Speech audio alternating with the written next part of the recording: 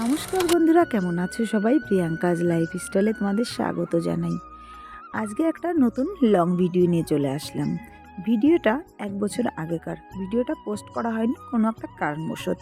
আজকে ভিডিওটা পোস্ট করছি। আর আজকে আমি এই ভিডিওটা পোস্ট করার একটাই কারণ, যে বিয়ের ভিডিওটা সেই ভাইয়ের আজকে অ্যানিভার্সারি, মানে 1 বছর পূর্ণ হয়ে গেছে। তো ভাবলাম আজকে ভিডিওটা পোস্ট করি। যাই হোক, শ্বশুরবাড়ি থেকে চলে এসেছিলাম বাপের বাড়িতে। তো বাপের বাড়িতে আসার পর দেখতে পেরেছো আমি একটু রেডি হয়ে নিয়েছি। আর বিয়েটা না তো বৌভাত আর কি, বৌভাত ছিল পার্বতীডাঙ্গা, মামার ছেলের আর কি বৌভাত। তো সেখানে যাব, এই কারণে একটা টোটো করে নিয়েছি। টোটোতে করে সকলে যাচ্ছে, আর আমরা কয়েকজন বাইকে করে যাচ্ছিলাম। এখানে বৌদি, আমি, তোমাদের দাদাভাই ছিল, আর মেজদি ছিল। তো এই কজনে আমরা বাইকে আসলাম, কেউ কেউ টোটোতেও আসলো। তারপরে এই যে দেখতে পাচ্ছ পৌঁছে গেছি মামাবাড়িতে। তো ভীষণ সুন্দর প্যান্ডেল করেছে, দেখে কিন্তু ভীষণ ভালো লাগছিল। ঢোকার মানে আগেই গেটটার পর থেকে লাইটিং ফাইটিং ছিল, অনেকটা সুন্দর লাগছিল। জানি না কতটা তোমাদের দেখাতে পাচ্ছি ক্যামেরায়। তারপরে এই যে দাদাদের সঙ্গে এগুলো একটু দেখা করে নিলাম। আর এখান থেকে তারপরে বৌদি ওরা আগে আগে চলে এসেছিলো।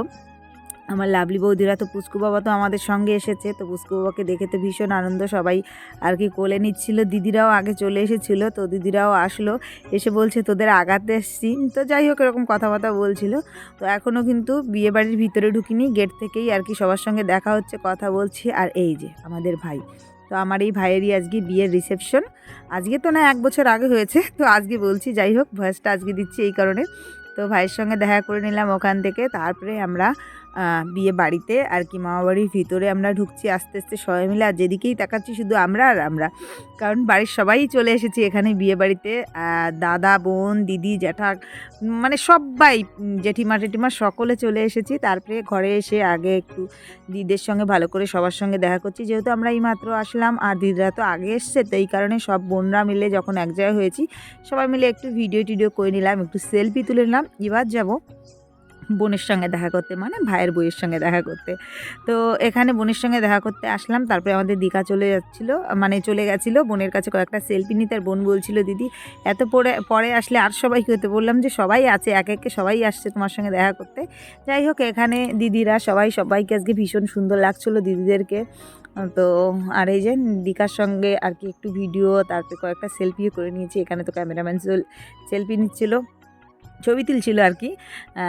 তারপরে এই যে দেখো আমার সোনামা ভীষণই সুন্দর লাগছিল, আজকে শাড়ি পরেছে, একদম অনেক ভয় লাগছিল।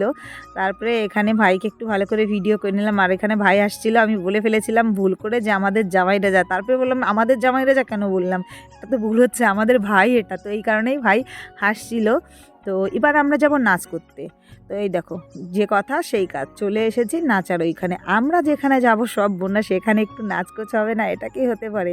মানে আমরা যেখানেই যাই একটু আনন্দ ফুর্তি করি। আর তারপরে নিজের ভাইয়েরই বিয়ে, তো সেখানে একটু নাচানাচি করতে হবে না? আর নাচানাচি না করলে আমার মনে হয় না যে কোনো আর কি বিয়ে বাড়িটারই, যদি একটু নাচানাচি করি নিজেরা, বাইরের লোকেদের সঙ্গের কথা আমি বলছি না, যে ভাই বোনরা থাকবো, বৌদি টৌদিরা থাকবে, সব একসঙ্গে একটু নাচানাচি করবো, আনন্দ করবো, তাহলে মনে হয় না ফুল আনন্দ করেছি, এনজয় করেছি।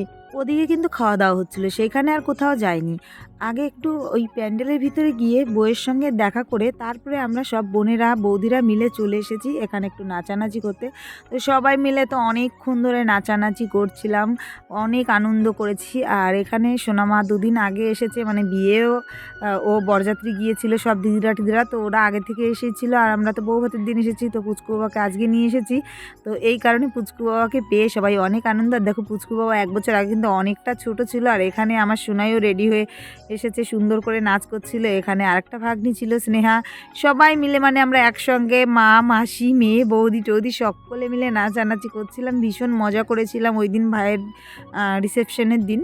কিন্তু দুঃখের বিষয় ভিডিওটা আমি আগে থেকে পোস্ট করতে পারিনি। তো হ্যাপি অ্যানিভার্সারি ভাই, তুই যদি ভিডিওটা দেখে থাকিস, তোরা দুজন অনেক ভালো থাক, সুখে থাক। 1 বছর পরে ভিডিওটা পোস্ট করছি, আমাকে আবার বলিস না দিদি 1 বছর পরে কি আমাদের সিনেমাটা মুক্তি পেলে, এরকম হয়তো ভাবতে পারিস।